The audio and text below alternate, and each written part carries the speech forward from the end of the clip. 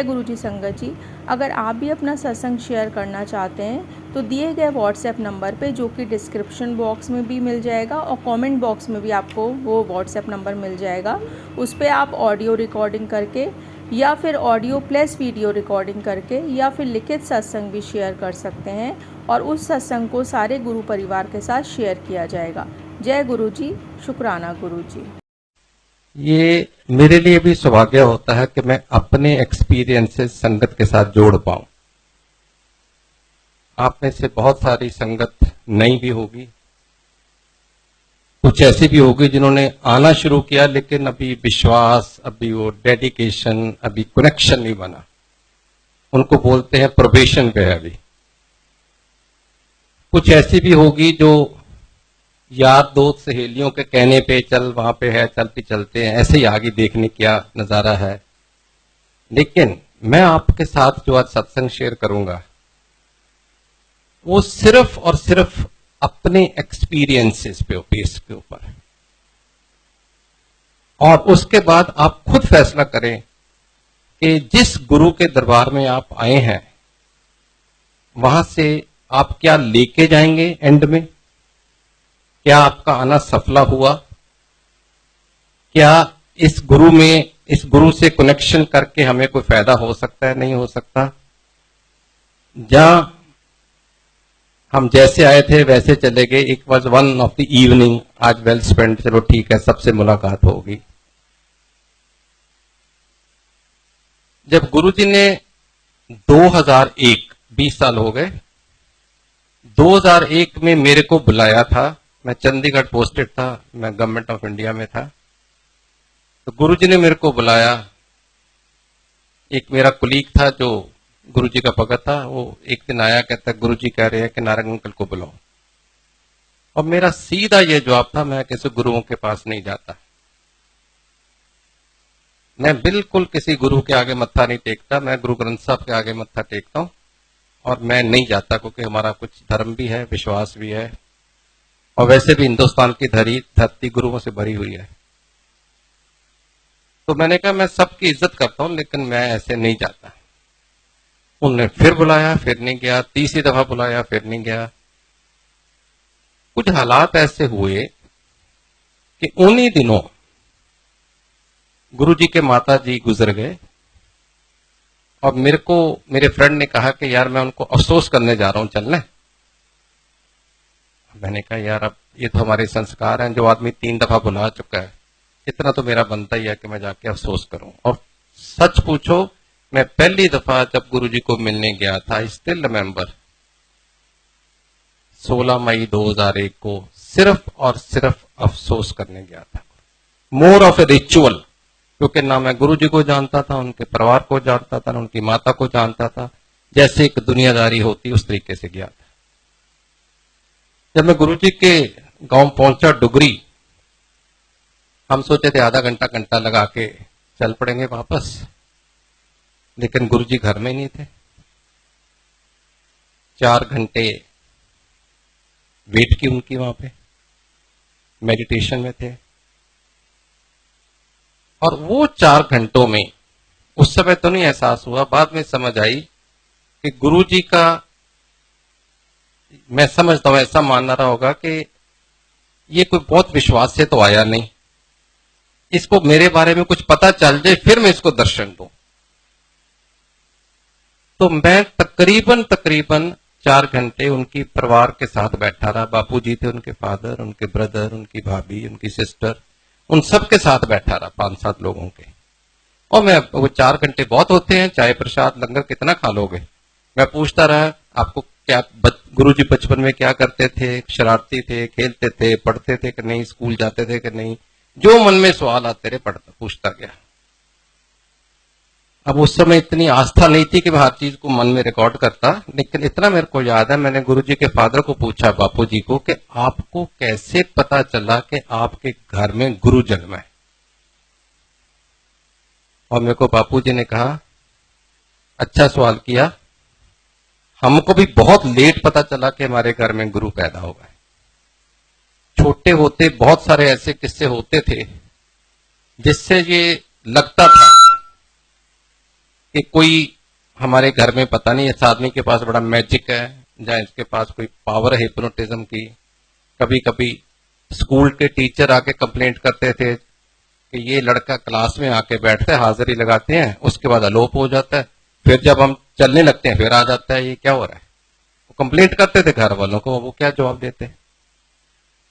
तो इस तरीके की एक दफा कोई एग्जाम चल रहा था, गुरुजी का फाइनल हो, किसी ने लड़के ने कहा मेरी पेन इंक खत्म होगी, गुरुजी ने कहा ला इधर पेन दे, उसने ऐसे फूक मारी, कहते चल लिख। तो वो टीचर ने आके कहा आप कॉपी कर रहे हो। उसने कहा कि हम कॉपी नहीं कर रहे, सिर्फ पेन दिया। कहते नहीं। कहती कैसे हो सकता फूक मारने से। चुप। उसने अपने दुकान से नई पेन मंगाई, कहता आप इसमें फूक मार के देखो। उन्होंने फूक मारी, चल पड़ा। अब ये सब चीजें बापूजी के पास आती थी, लेकिन ये एहसास नहीं हुआ कि मेरे घर में उन जादूगर समझ रहे होंगे या जो भी मन में उनके, ये नहीं आया कि एक गुरु मेरे घर में पैदा हुआ है, सर्वशक्ति सर्वशक्तिमान। तो कहते सबसे पहले, ये लंबा सत्संग है, मैं इसको कट शॉर्ट करूंगा, आगे भी बहुत कुछ कहना है।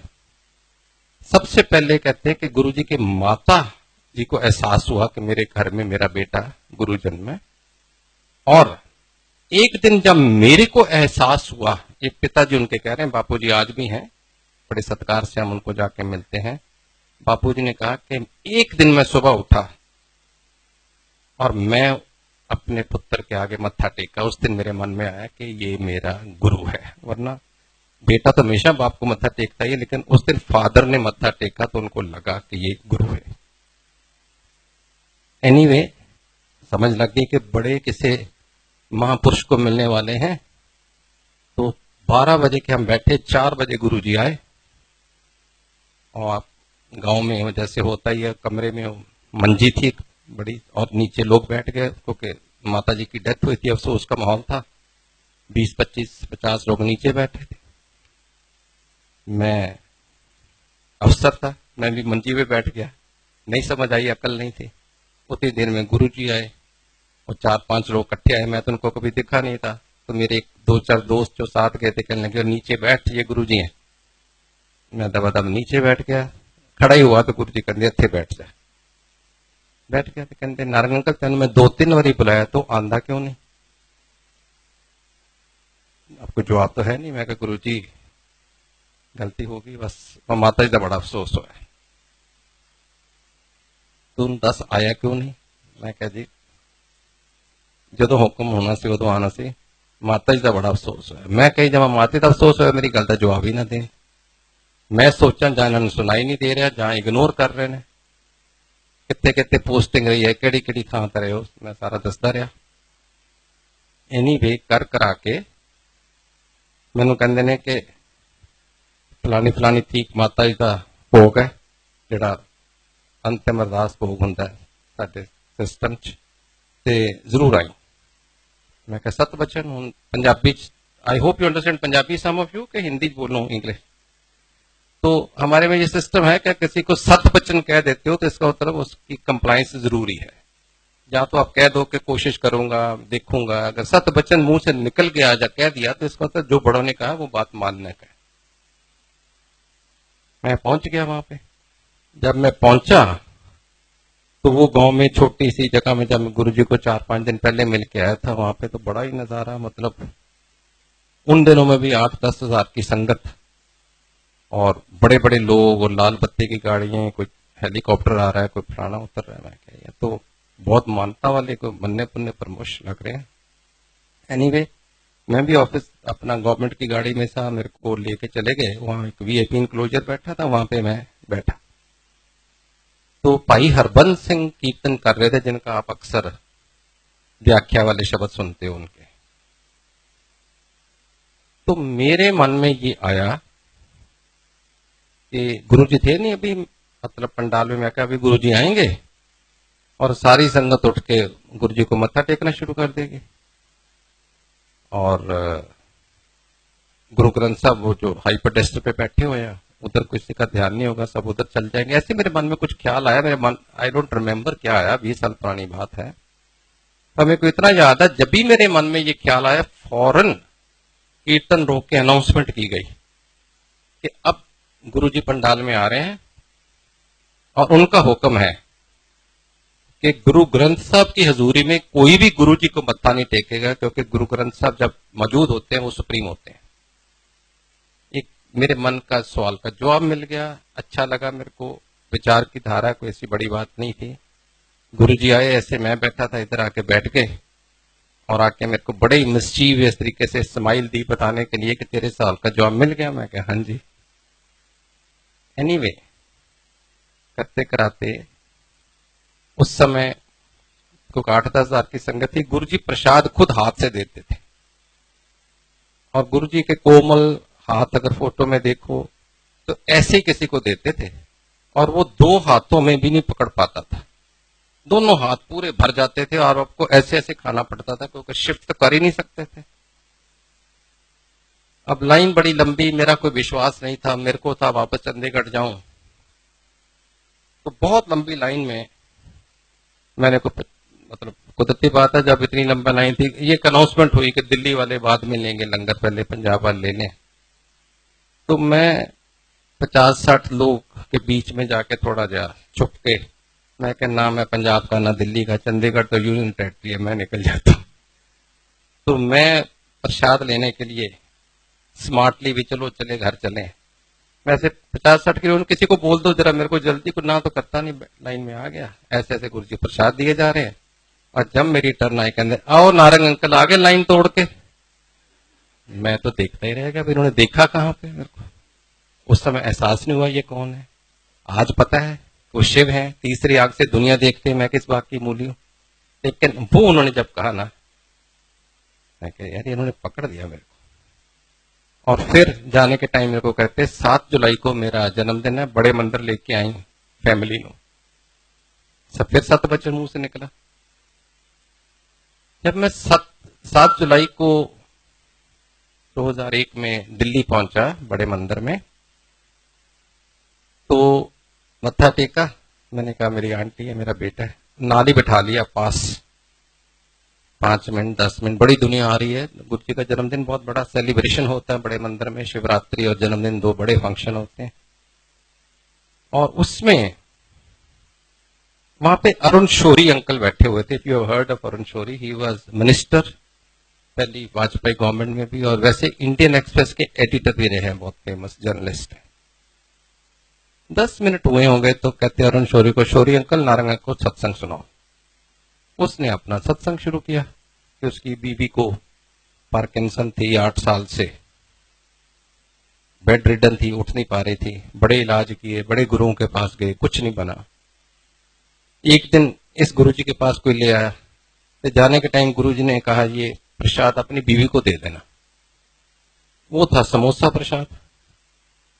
अब ये आदमी सोचे मैंने गुरुजी को बोलना है बेड रिडन है, ये भी बोलना उठ नहीं सकती, तो गुरुजी को क्या सूझी, प्रसाद भी देना था तो फ्राइड ही देना था, मतलब वो तो खाती नहीं, टच नहीं करती।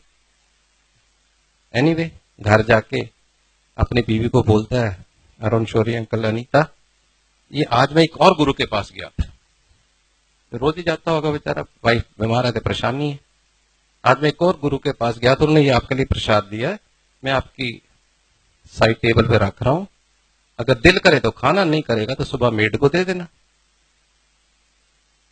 कहते मैं तो कह के अपने कमरे में चला गया, क्योंकि मेरे को काम करना होता था जर्नलिज्म का। सुबह में 6-6:30 बजे बतौर आतन चाय पीने आता था, बीवी के पास आया तो बीवी बेड पे नहीं। तो मैं बड़ा परेशान, मैंने आवाज दी अनीता अनीता, और सॉरी मैंने आवाज दी उस नर्स को जो ड्यूटी पे होती है, वो भी नहीं बोली, या तो ऑफ ड्यूटी हो गई या कहीं इधर उधर होगी। फिर मैंने देखा समोसा भी नहीं है, मैं कहते खा गई लगती है। Then I said, Anita, Anita, and she replied from the washroom, don't shout, I am in washroom. समझ नहीं लगी किसके साथ गई, क्योंकि जिसका नर्स की जिसकी ड्यूटी थी वो तो बोल नहीं रही थी। उतनी देर में वॉशरूम का दरवाजा खुला और सोटी के साथ आंटी आ गए। तो बड़ा परेशान हुआ, आप तो 8 साल से नहीं उठ रहे थे, क्या हुआ? कहती पता नहीं, आपने रात को एक प्रसाद दिया था, पहले तो मेरा भी कोई मन नहीं था खाने का, ऐसे रख दिया, और फिर 2 बजे 2:30 बजे मेरे मन में क्या ख्याल आया, मैंने उठा के प्रसाद खाया, और मैंने भूल ही गई थी कि मैं उठ नहीं सकती। प्रसाद खाया तो मेरे को अर्ज हुई बाथरूम जाने की, मैं सोटी पकड़ी और चली गई। That was the beginning.